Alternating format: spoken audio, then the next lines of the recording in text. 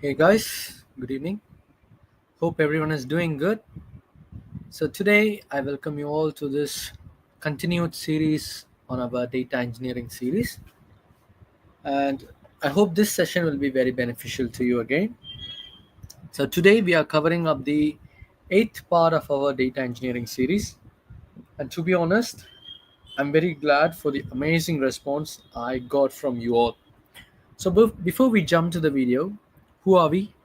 We are Data Valley, the fastest growing edtech company of 2025. If you haven't checked on our channel, do check out the different videos that we publish in our YouTube channel, where we stream different subjects like data science, data analytics, data engineering, Python, Java, software development, ethical hacking. So we teach multiple domain. So please do check on our channel, and to engage with our IT solutions or trainings, or if you need any help with your placement and in your career, do check our website at datavalley.ai, where you will find a good rough idea about what we can do and how we can help you as well. So please do find our website and try to have a look, and feel free to ring to one of our colleagues. They'll get back to you and they'll help you with your further career development. Myself, Franklin, I have almost 3+ years of experience as a data engineer, and I'm very excited and happy to bring you all these kind of knowledgeable and in demand, market demand questions. So it is beneficial to you, and feel free to share the video with your fellow data engineers or whoever is trying to get into the field of data engineering. It'll be very useful to them. If you like the video, do give a thumbs up, and if you have any questions, drop your questions in the comment section. Let's jump to our video for today.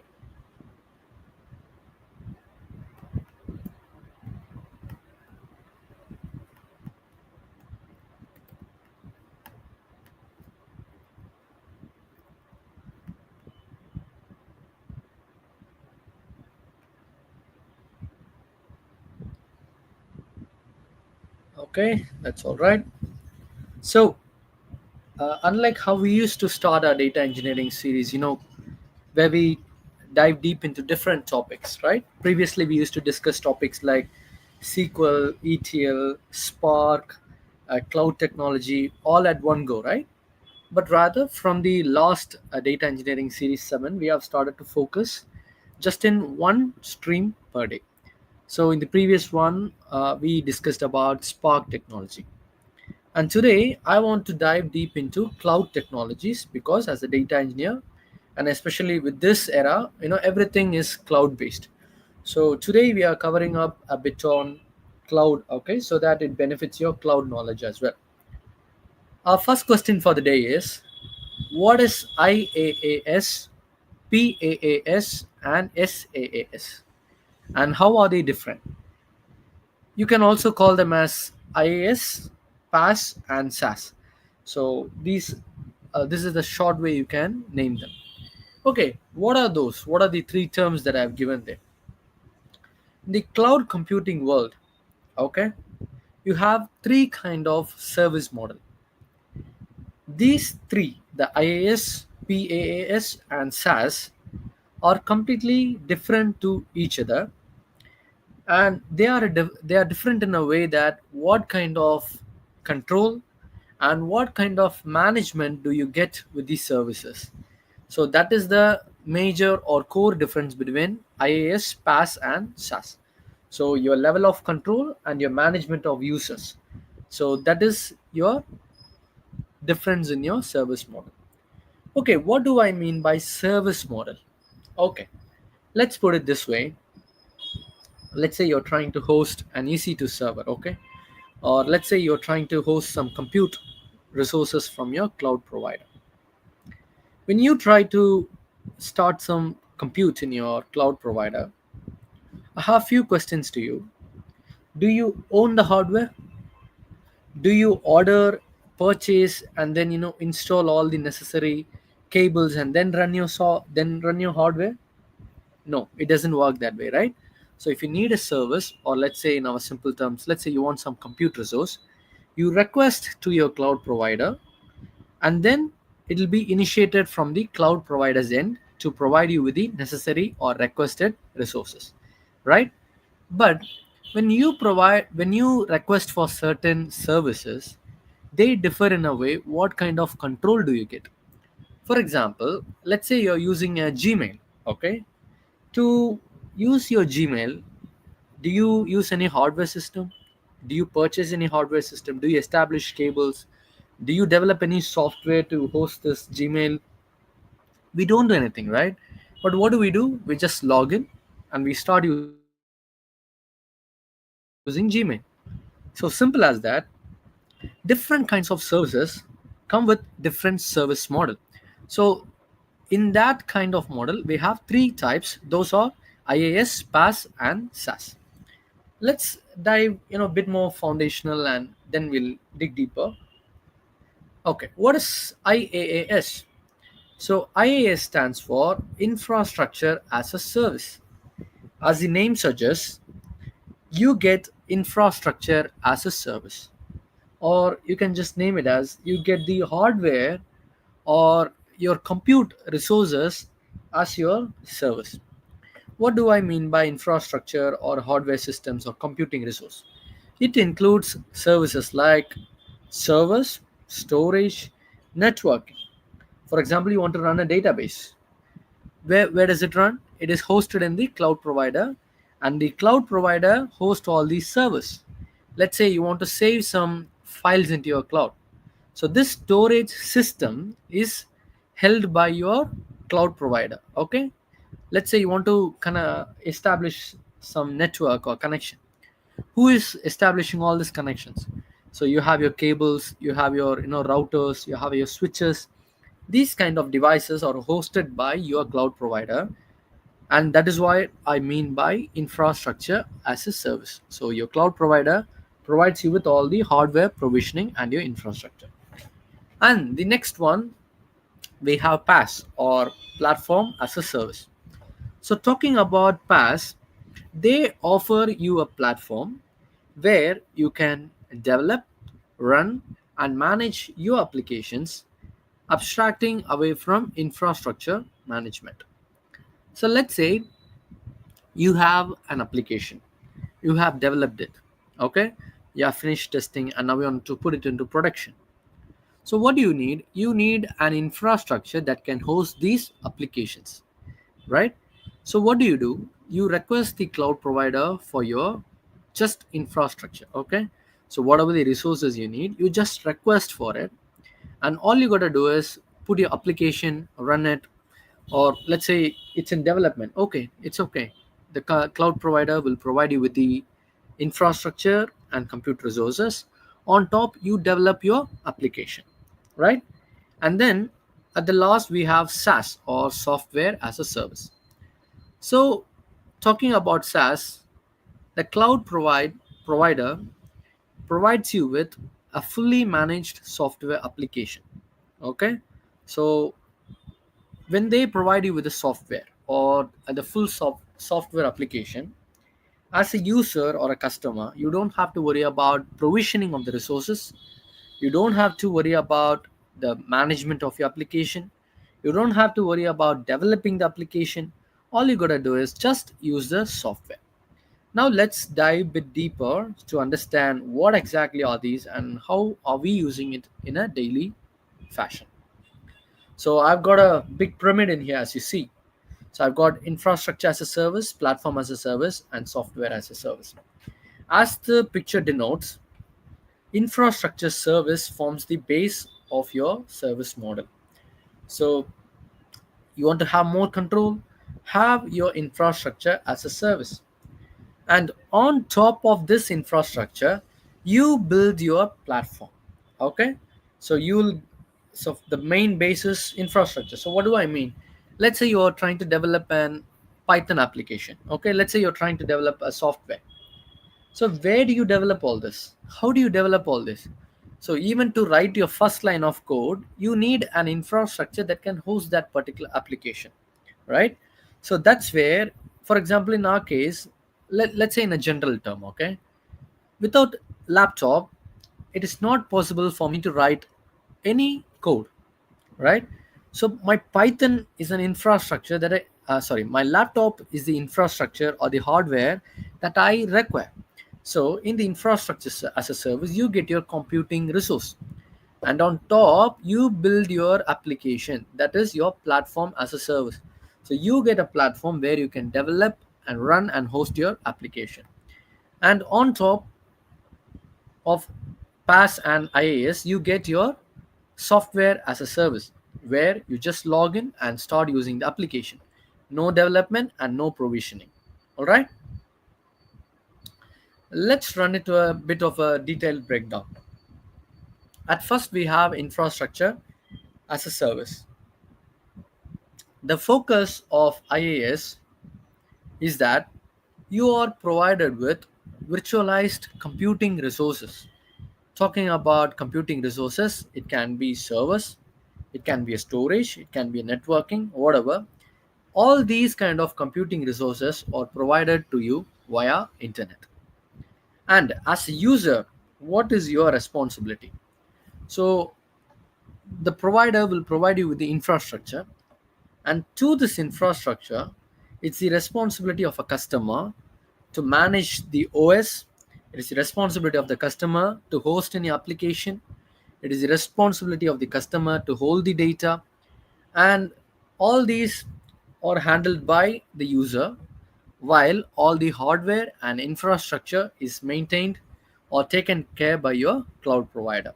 Okay, the infrastructure is taken care, but anything you build on top of your infrastructure must be taken care by us as a user. An example is, we have Amazon Web Service, we have Microsoft Azure, we have Google Compute Engine. So these cloud providers provide us with the infrastructure, right? All you gotta do is, develop something on top of whatever the compute resources that you have requested. And the use case for IaaS is that, let's say you run a business, okay, and you need a complete flexibility and control over your infrastructure. Okay, in that case, you have to go for your IaaS, because let's say uh, there is not necessary compute resources available at a point.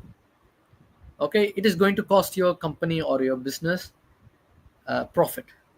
So if you request for infrastructure as a service, you are going to take complete control, and you're going to have complete flexibility over the infrastructure. So therefore, it will be helpful for you to manage your fluctuating computing needs. And then we have got PaaS. PaaS is platform as a service. And what is the focus of a platform as a service? Platform as a service provides us with a platform where we can develop, run, and manage applications, including tools and environment for developments. Okay, so you have got the infrastructure now, and now you have got a you have got a platform as well. All you got to do is, you have to develop, run, host, manage your application. So whatever the tools that is required, whatever the environment that you need, so whatever the dependencies that you need, that you have to provision it by yourself. So what is the responsibility between the user and the cloud provider? In PaaS, the user focuses more on developing and deploying the application, and the cloud provider, they will manage all your underlying infrastructure and the platform. And few examples include Google App Engine, AWS Elastic Beanstalk, and Heroku. The ideal use case for a PaaS would be where you need to streamline an application development. Okay, and once you streamline your application, now you want to deploy it. In that kind of use cases, you can obviously go for PaaS, and it is especially useful for scenarios where you have web and mobile applications. And then we have got SaaS, and SaaS stands for software as a service. So the main focus of a SaaS is to deliver you with these software applications, eliminating the need for infrastructure provisioning, local installation, and maintenance. How do you use your Gmail? All you got to do is install the app, or you just log into your Gmail via Chrome browser or whatever the internet browsers that you use. You just log in and then you start using your software straight away. So you're not provisioning any infrastructure for your Gmail, or you're not developing an application to host a particular application called Gmail. All you're doing is just log in and using it straight away. So it is a software as a service. And what is the responsibility of a user and what is the responsibility of a cloud provider? As a user, we have to take care of accessing and utilizing the software. For example, your login credentials. As a user, you gotta keep it safe. You gotta protect it. You're making sure that it's held secure rather than being spread out to different people. And as a cloud provider, they'll handle all the aspects of your infrastructure, your platform, your updates, your maintenance, your security patch, your software. All is maintained by your cloud provider. And the best example for SaaS is you've got Gmail, you've got Salesforce, Dropbox. We have got multiple. Even Netflix. Netflix is a very good example of your SaaS. You don't develop anything. You just log in, you start using your Netflix. So Netflix is a software as a service. And the ideal use case is that for any business that needs just ready to use software applications, then software as a service is the go for them. And the ready to use software applications would include few of the softwares like CRM softwares, like email hosting software, collaborating, like let's say Notion, something like that. You need something that you have to collaborate with your people. So these kind of ready to use softwares are a part of software as a service. And here I've got one more pyramid explaining where each of the roles for different people come under the different service model. So I've got the cloud service model, the SaaS, PaaS, and IaaS. So infrastructure as a service is our base. So in this, you can have services like StackScale, AWS, VMware, Azure. So this is where your compute, your storage, and all your servers are hosted. And this is maintained by network architects and IT administrators. And on top of your infrastructure, you have your platform as a service where you develop a particular application. And that is where your software developers come into play. And few of your platform as a service are Flynn, Cloud Foundry, Heroku, OpenShift, Elastic Beanstalk. So you have your platform ready, you come and you develop your application straight away. And then on top of your PaaS foundation, you have your SaaS. So SaaS is software as a service, and that is where only the users come into play. So there is no role for infrastructure provisioning or a development of application, nothing. So user just comes in, they use.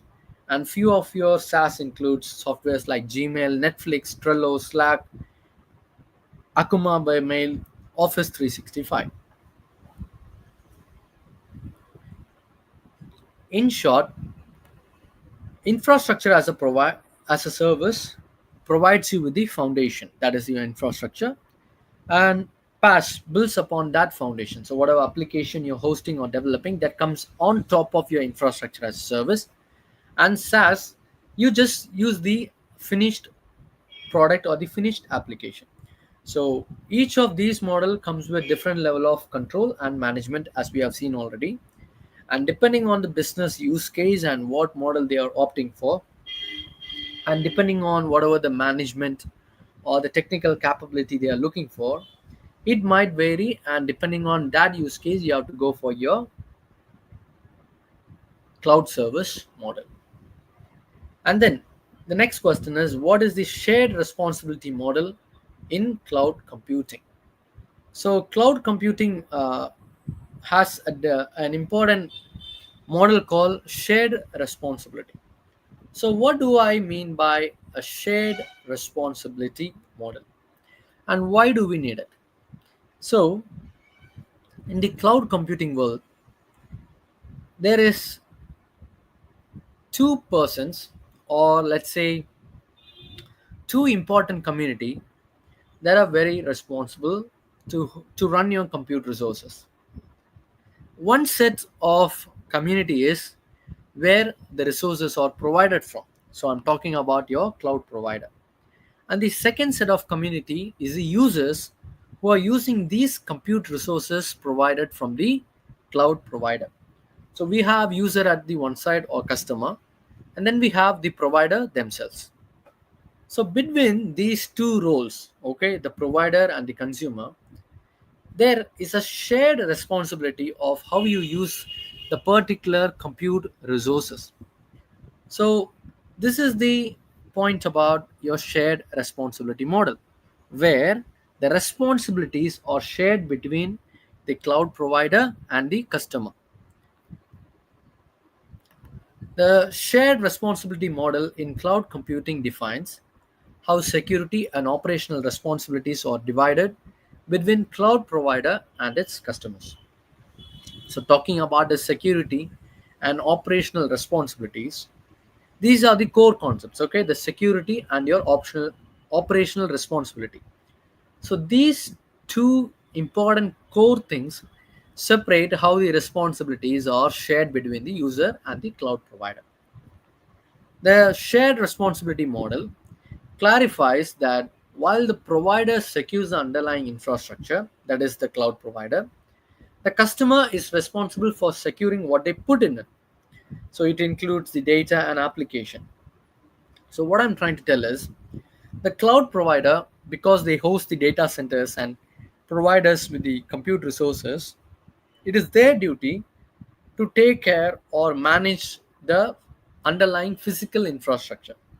But as a user or a customer, it is your responsibility to manage whatever the application or your data, whatever you have or whatever you have developed. It is your responsibility to protect and secure the data and your application.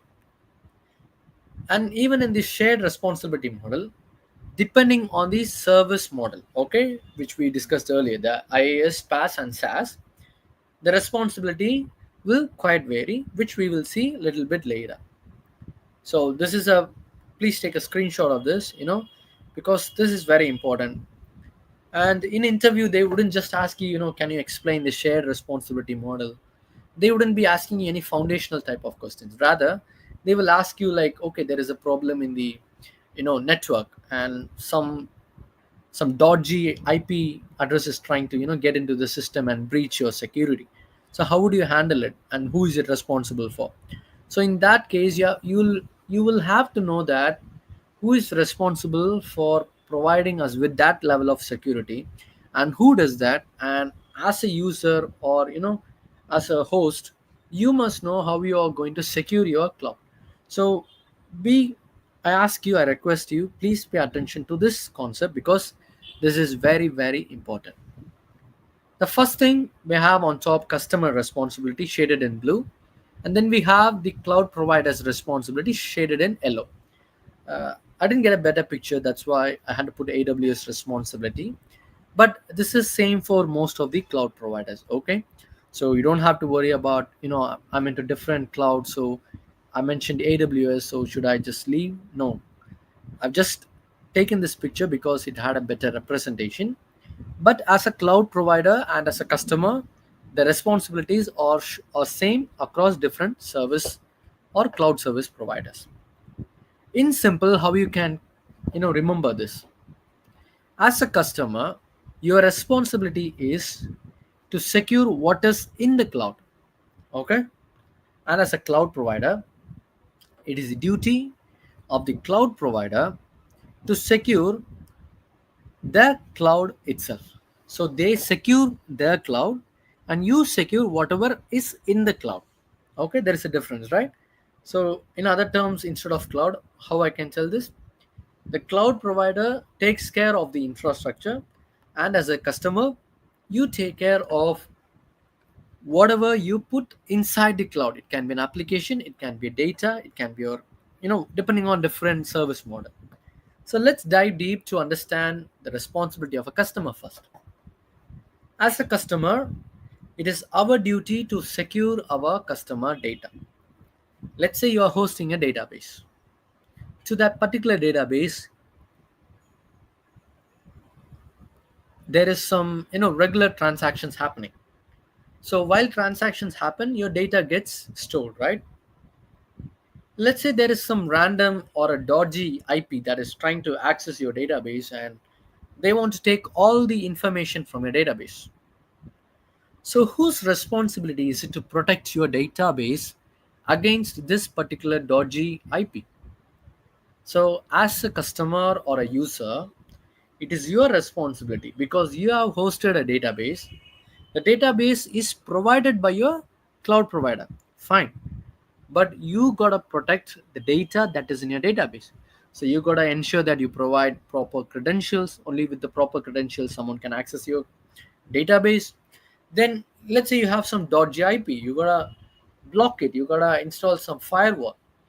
And these kind of steps must be handled by a user in the customer responsibility.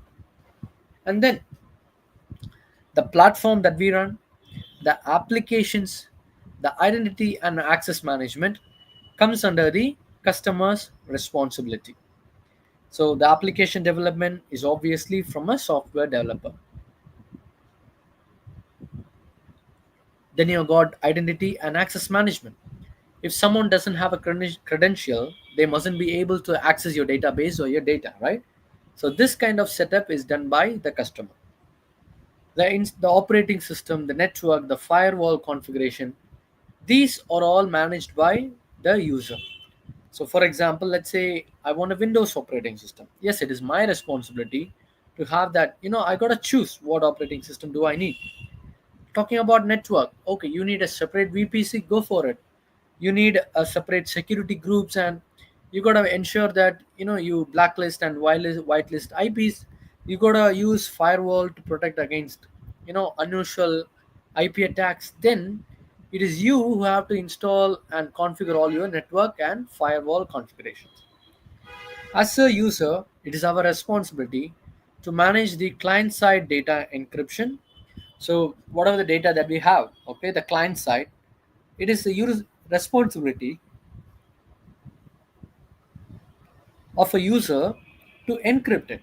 Okay, as a user, it is your responsibility to ensure that your data is in integrity. It is the responsibility of a user to authenticate. Okay, so these kind of responsibilities comes under the customer. So to have your server side encryption, okay, that is the responsibility of a customer again.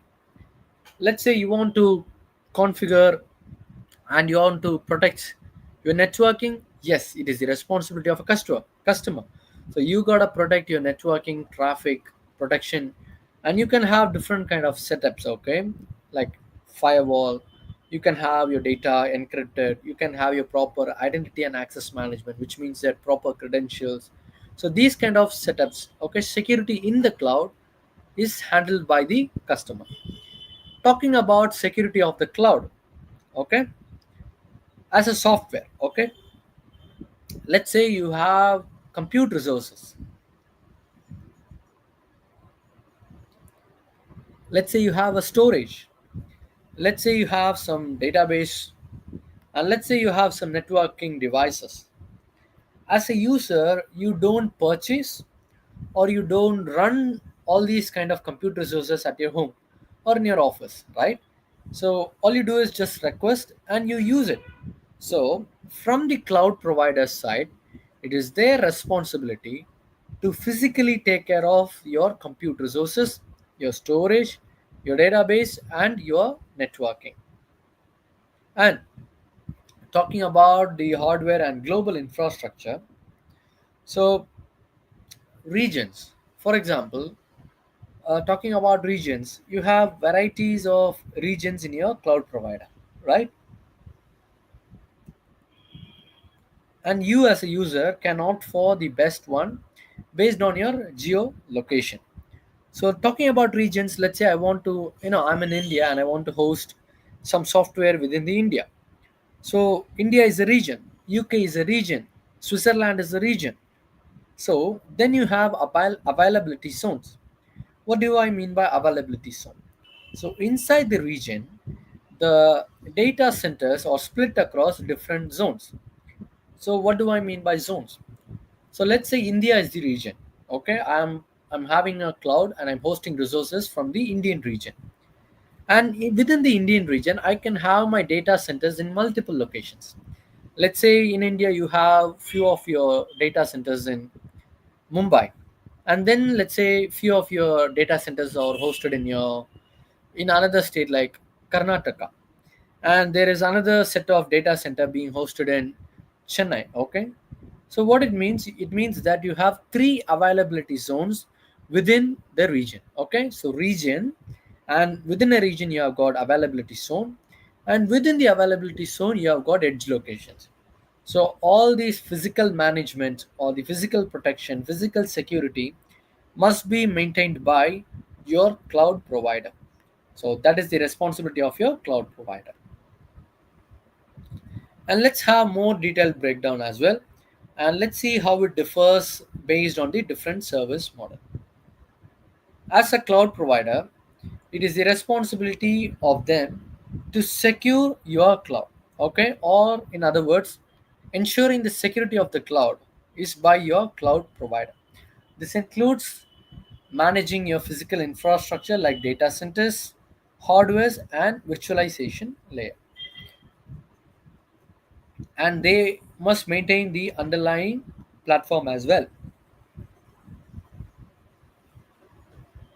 And what do I mean by underlying platform? So it is the responsibility of a cloud provider to take care of the operating system, the network, the storage, and they got to ensure that these resources are available and they are reliable at all point of time. And as a customer, you got to ensure that you provide security in the cloud. So what do I mean? So whatever the data that is inside the resource, whoever gets to access it, the application that you have hosted, whatever the access control that you have set, these kind of configurations must be set by the user themselves. Talking about the securing the workloads, let's say you are running an application and now you are trying to upgrade it and you have got few patches to fix. These kind of patchworks must be taken care by the customer. And let's say you are updating your OS, it is the responsibility of a user. And to manage the user identities and protecting the data, it is the responsibility of a customer. So these are the difference in short for your both cloud provider and your customer's responsibility. And depending on the service model, there is a huge difference as well. So with in infrastructure, you know that your infrastructure is provided by your cloud service provider, and as a customer we manage the OS, the application, that the data that is put on top of the infrastructure. In the past, what do you do? So we must secure our platform. Sorry, the cloud provider will secure the platform, and as a user all we got to do is develop and deploy our application. And then we have got SaaS, where the provider themselves will provide you the application, the underlying infrastructure, and we as a user just have to manage, what data we put in and who gets to access it. So I've got a good picture in here. If you can, please take a screenshot. So as you can see here, the green is what we manage, and the blue shaded ones are the managed by your cloud provider. So I have added one more thing here as on-premises private cloud. So there are companies that doesn't need to compromise on their security at any level, not at infrastructure level, not at software level, not at in service edge location. They don't want to compromise on any of the provisions or any of the software they run for their company. In that case, you can host your data centers or your cloud within the on-premise. And what is the flexibility you have with your on-premise private data center is that you get to have access for your data, you get access for your application, runtime, operating system, virtual machine, the underlying infrastructure, compute, network, and storage. Everything can be managed by the user or a customer. Talking about infrastructure as a service, you or getting infrastructure from your cloud provider, which are your storage, your networking devices, your compute. So all these are taken care by your cloud provider, and anything on top of your infrastructure, which includes virtual machine, OS, runtime, application, data and access, all these must be maintained by an user. And in the platform as a service, on top of your infrastructure as a service, you are provided with the virtual machine, an operating system, and a runtime. So all you gotta do is just develop your application, and you gotta maintain who gets to access what. So this is the responsibility in a PaaS model. And then we have got a SaaS model. In SaaS model, even the application is hosted by your cloud provider. Therefore, you no need to develop or deploy and secure any or configure any kind of application related functionalities. As a user, you gotta just keep an eye on data and who gets to access what. So depending on the service model, as you can see, the shared responsibility differs on who and what we take care of, or who and what the cloud provider takes care of. What is the benefit of this shared responsibility? The main importance is that you get a clear accountability. What do I mean by accountability? Accountability is like taking responsibility for something, or something that you do. Okay, so by your shared responsibility model, you are getting a clear accountability that who gets to manage what. So this model ensures that both the provider and customer understand their roles and responsibility, preventing confusion and potential security gaps. And then the next importance is that the shared responsibility model provides us with effective security. So how does it do that? By dividing the responsibilities, the model allows for a more secure approach to security, with each party addressing their respective areas of control. So first we saw that there is a clear partition between who takes care of what based on the role and responsibility. And by dividing the responsibilities, now we have a focused approach to take care and address what the respective role takes care in the setup. And then we have got the resource optimization. So in this, we are helped with allocating resources effectively, as the provider handles the infrastructure security while the customer manages the specific workload. So these are the clear-cut importance of having a shared responsibility model. And the third question for the day is, how do managed data pipeline service, example AWS Glue, ADF, GCP data flow, reduce operational complexity? What do I mean by data pipeline service or managed data pipeline service? Let's split it, okay? So, data pipeline service. So, talking about data pipeline service, you are provided with a tool which can handle or develop and work out your data pipeline. Why do you use data pipeline? You use data pipeline to connect between the source and your target, and you perform an ETL job to make sure that the data flows between the source and the target. So what do I mean by a managed data pipeline service then? How how is it different to your data pipeline service? In pipeline service, you develop the pipeline. Okay? You are provided with the platform and you develop a pipeline. But in managed data pipeline service, the cloud provider themselves will take care of all the underlying infrastructure and the platform. So what do I mean? Let's say I'm using an Elastic Map Reduce, okay, AWS EMR, which is hosted in your Amazon cloud. If I use AWS EMR, what I gotta do? I gotta configure the hardware size. I gotta configure my cluster size. I gotta configure what memory and what disk and what is the storage and processing speed I require. I am going to specify what are the resources and their specification, and then I'll be running a pipeline. Okay, then I'll be developing a Python code or ETL script, and then I'll be running my pipeline. But talking about your managed data pipeline service, you don't have to worry about infrastructure because that is managed by your cloud service provider. As a user, all you got to do is develop a logic, put it inside the managed data pipeline service, and your job is done.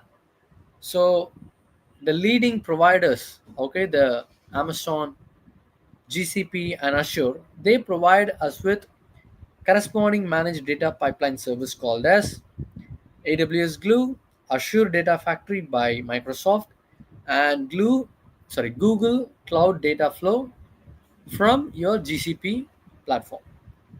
Okay, so how do they reduce the operational complexity?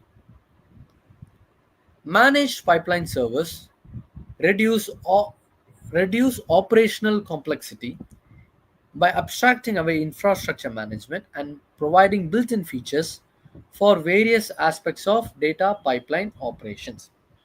So in the managed data pipeline service, anything to do with your operational complexity. So what do I mean by operational complexity?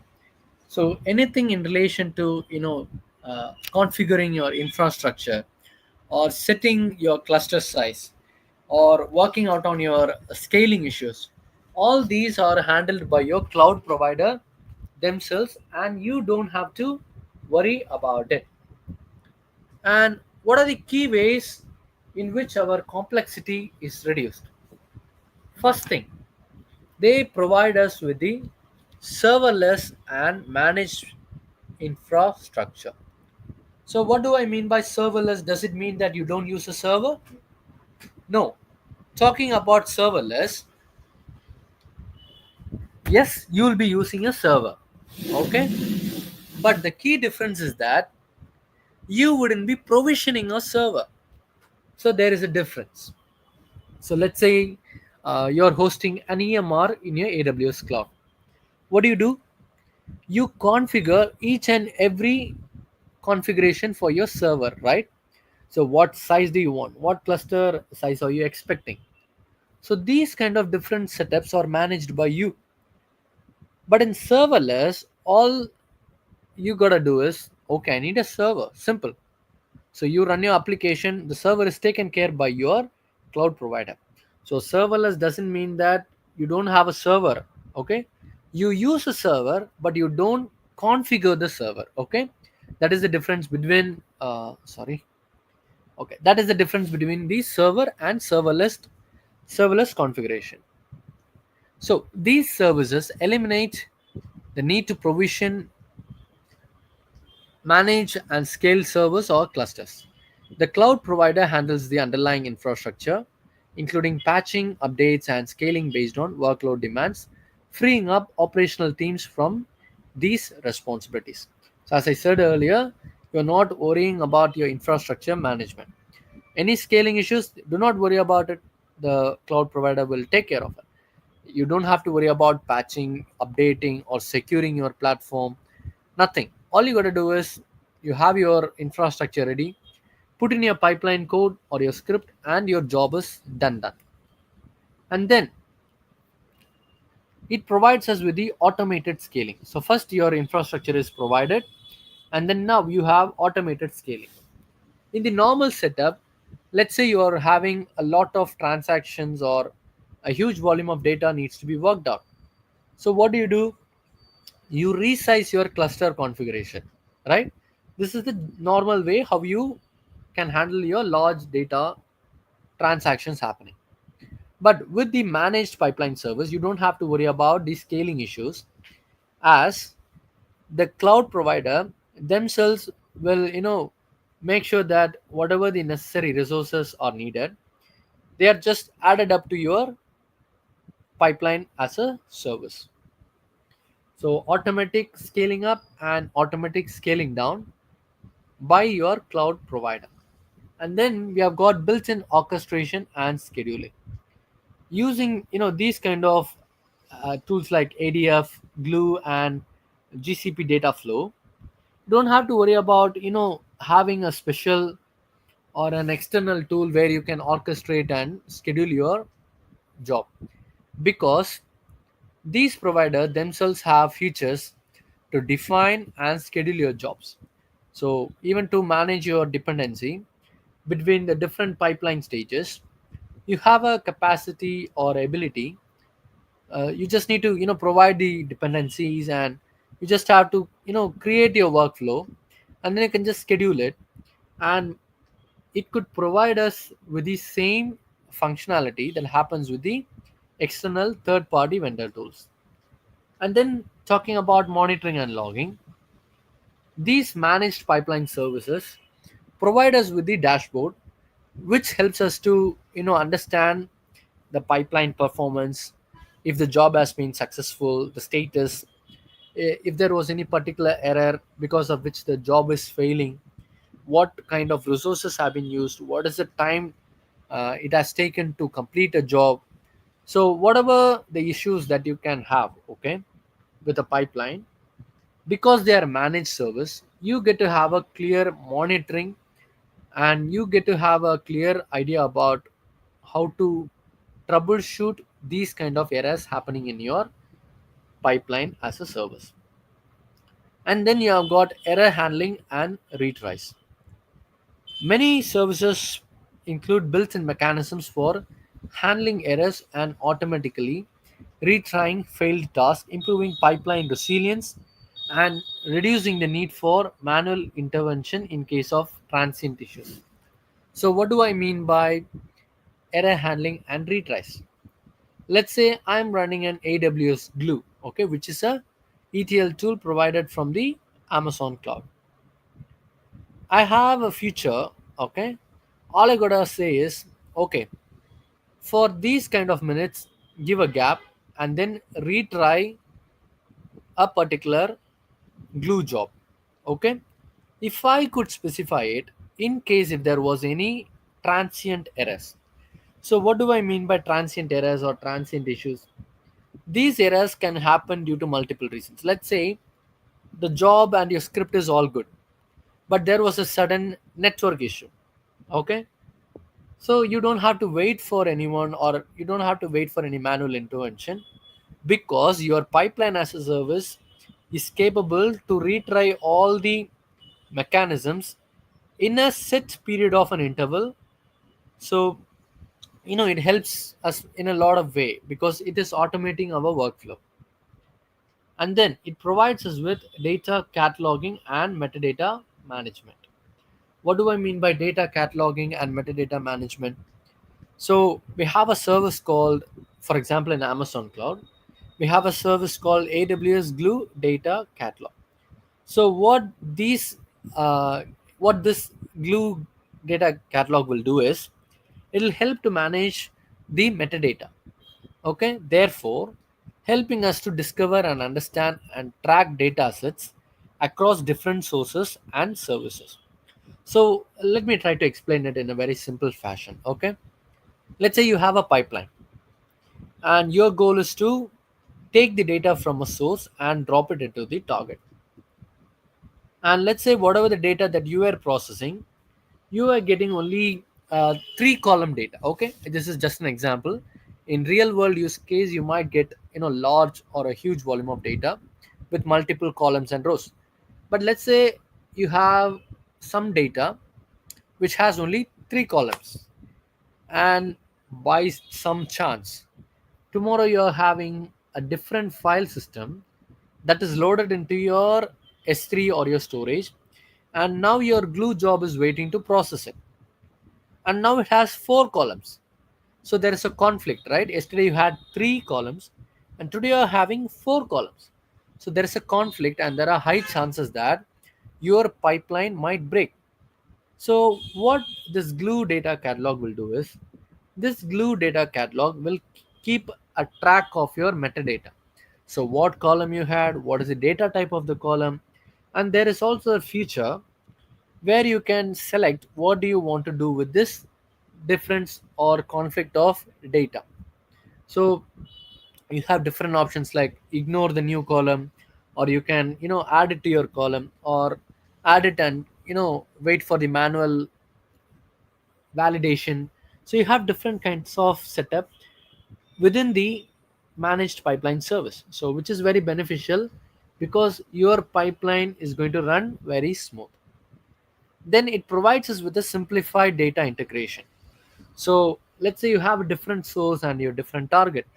Let's say I have all my data in my S3, okay, which is a storage service in AWS, and I want to push all this data from my data lake or S3 to a Snowflake data warehouse.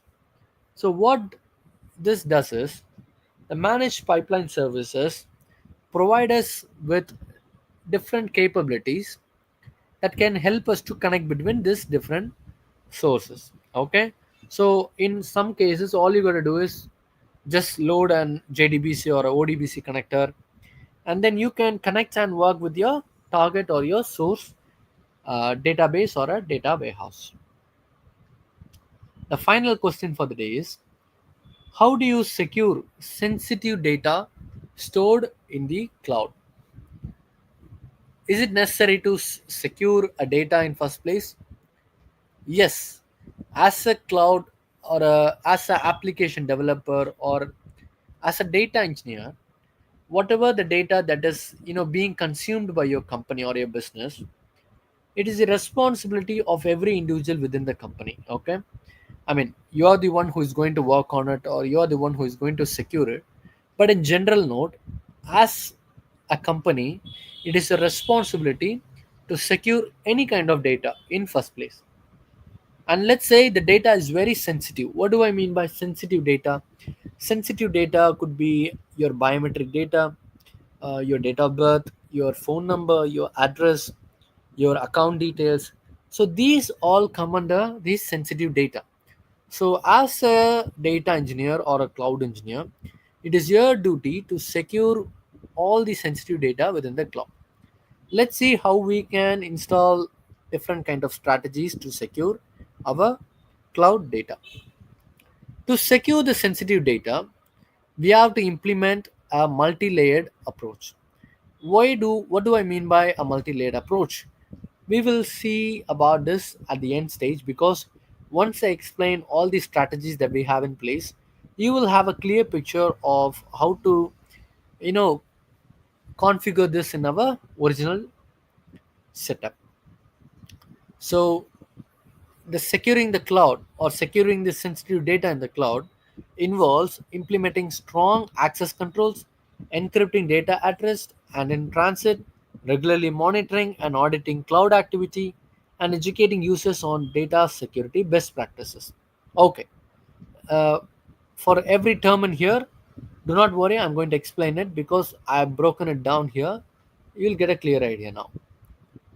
So, the first important step is provide a strong access control. So, what should I do to provide a strong access control? First things first, always have a MFA, which stands for multi factor authentication. So, what this is going to do is, let's say you're trying to access to your Gmail. Okay, if you have enabled MFA, when you try to log into your Gmail, you are going to get a notification asking you, is that is you? If that is you, put this passcode within the login page. So, by which not just your password and your credential, but also your multi factor authentication acts as your second layer of verification, ensuring that a proper access control is provided. And then we have got role based access control. What do I mean by role based access control? So, as the term suggests, depending on the role, you provide a different level of access control. So, that is what RBAC means, or role based access control. So, within a company, there are multiple roles, right? Let's say someone is working in the receptionist as a receptionist, and let's say myself, Franklin, working as a data engineer. So, I'm getting few transactions happening for my company. Should the receptionist get access to the database?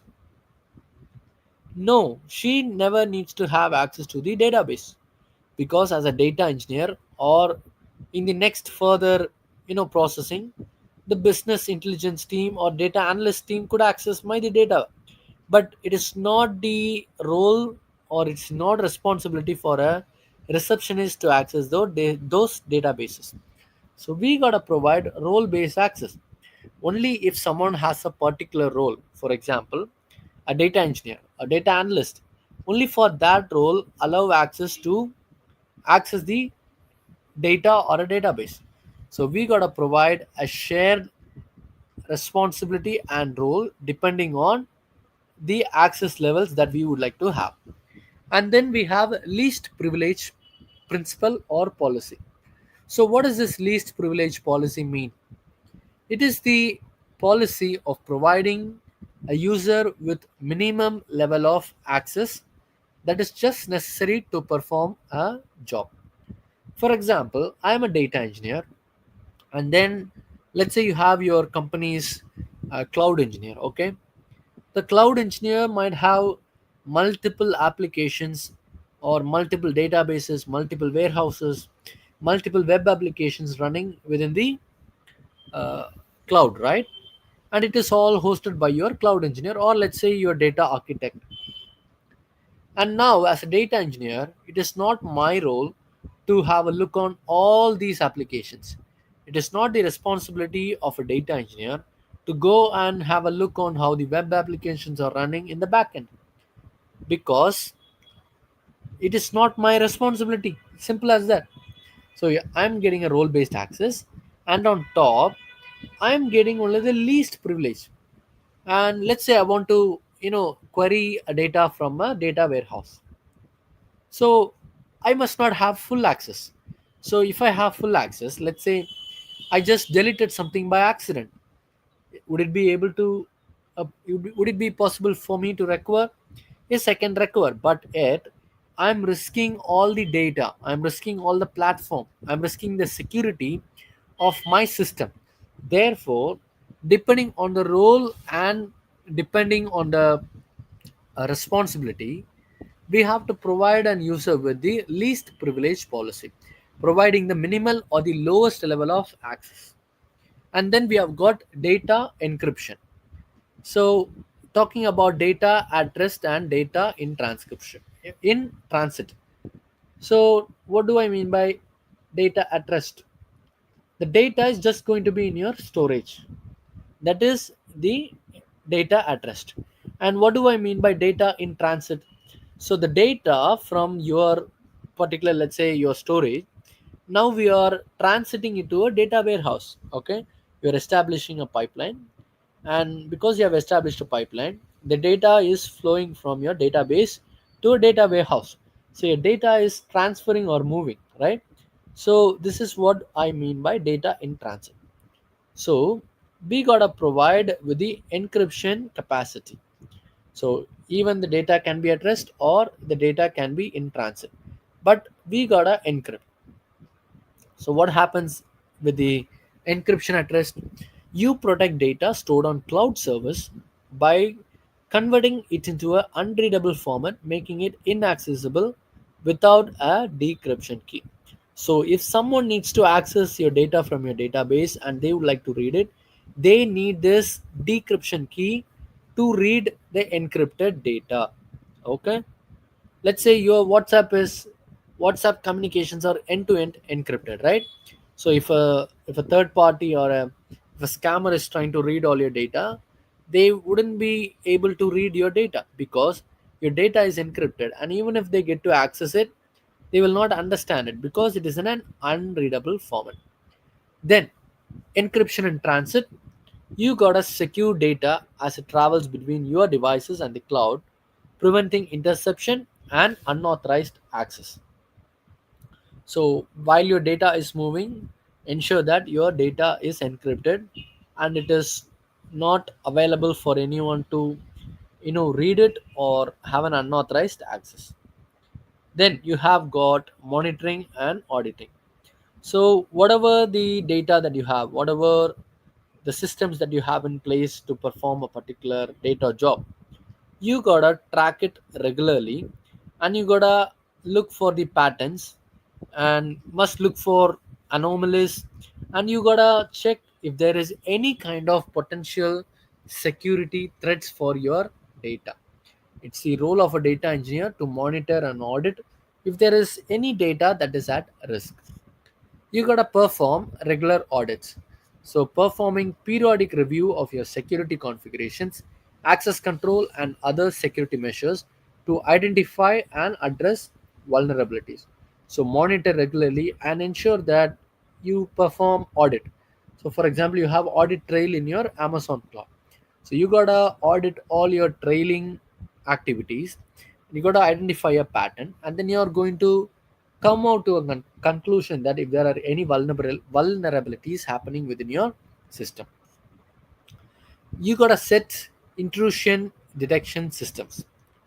So to use ideas, you use tools to monitor the network traffic for suspicious activity and potential threats. So using ideas, you can track down DDoS attacks.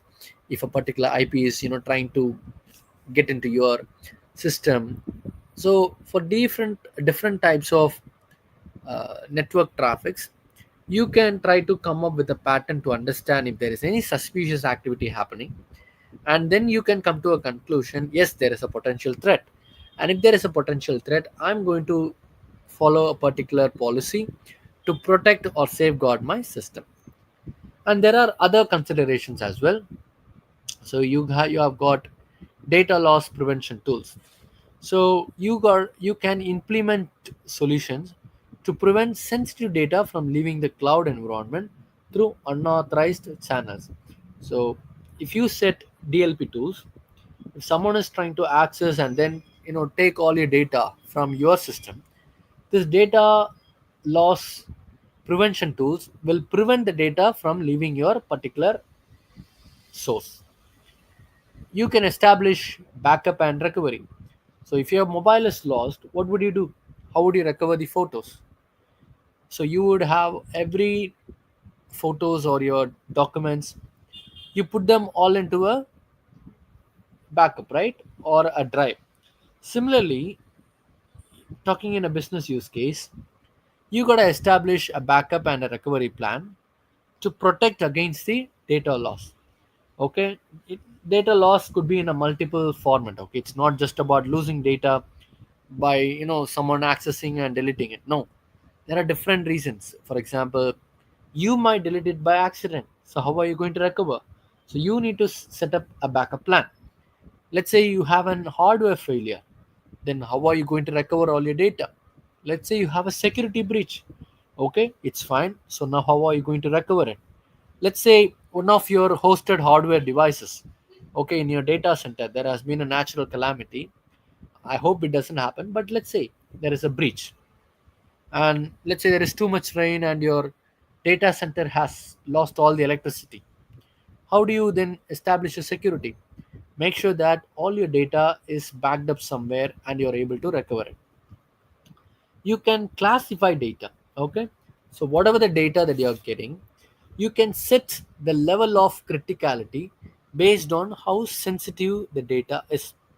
And by setting these security measures, you can ensure that your data is safe. And then you have got employee training. So you can educate employees about cloud security best practices.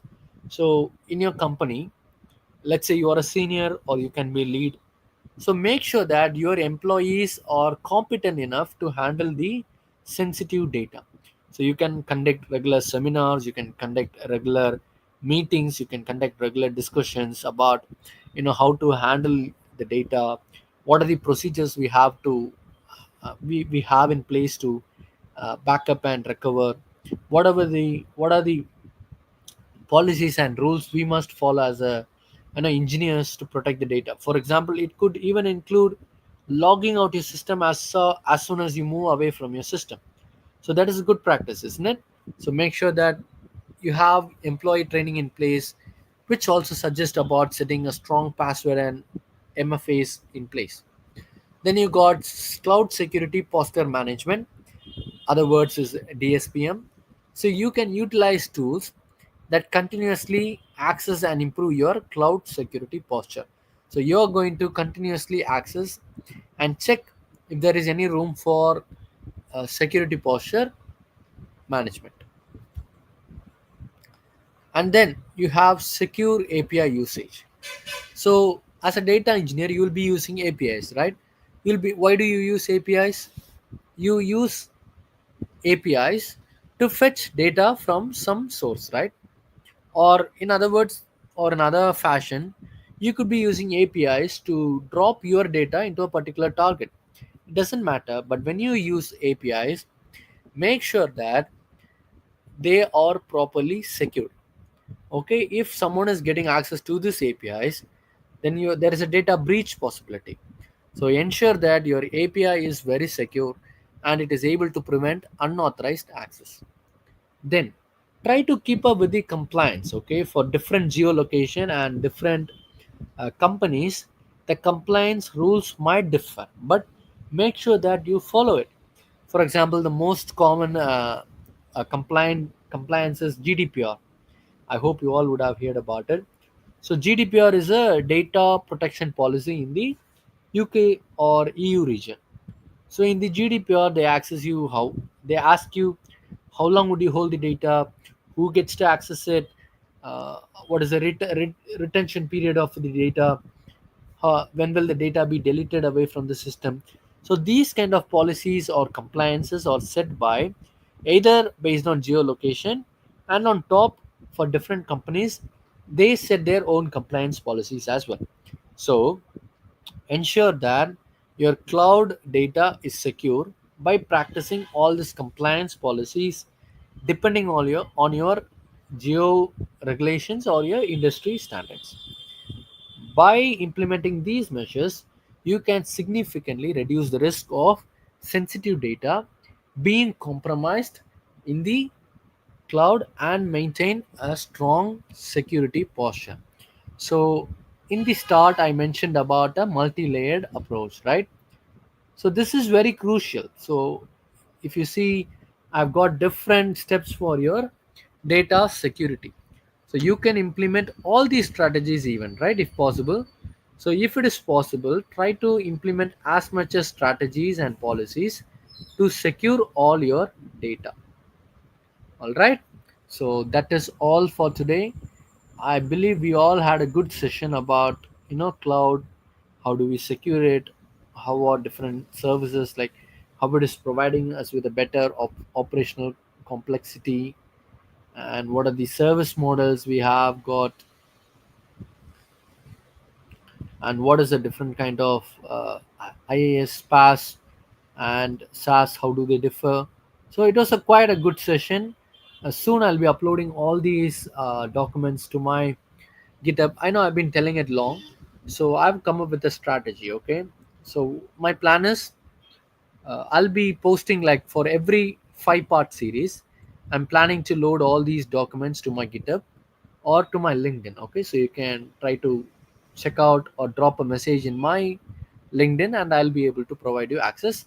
But do not worry about it for now. Mostly in the ninth or the 10th series, I will provide you with a link, because I'm not sure what strategy should I come in. If you have any suggestions, do drop it in the comment section to let me know how I can provide you with these documents, so that it is better for all the user to access it.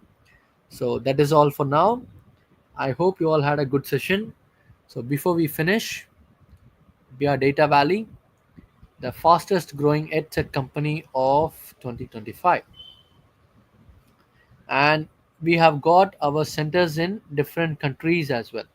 So we have our headquarters in US, UK, and we have got 4 data centers in Hyderabad as well. So please do, if you're nearby around, do check out on our website, or you can even go to the company and have a visit.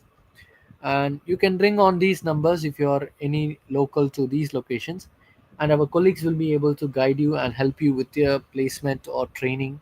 Or let's say you have your company and you need a manpower. Yes, we do provide you with IT people, knowledgeable people who can contribute to your company's growth.